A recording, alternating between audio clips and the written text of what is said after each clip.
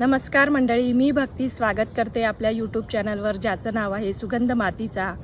आणि भात लागवडीतली पहिली प्रक्रिया म्हणजे राब पेटविणे.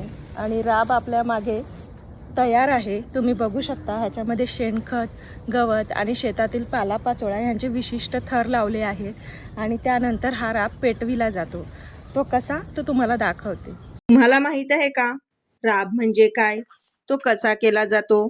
तर राब म्हणजे शेतातल्या विशिष्ट भागातली जमीन शेणखत, पालापाचोळा टाकून भाजणे आणि त्या भाजलेल्या जागेत भाताचे बियाणे पेरणे.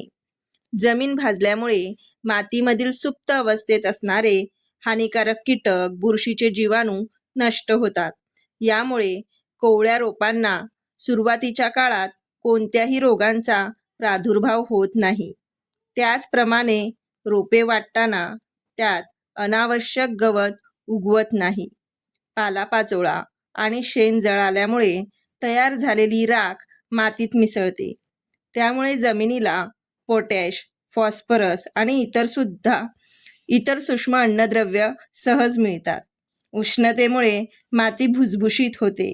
राब केलेल्या जागेत वाढलेली भाताची रोपे अत्यंत जोमदार आणि निरोगी असतात.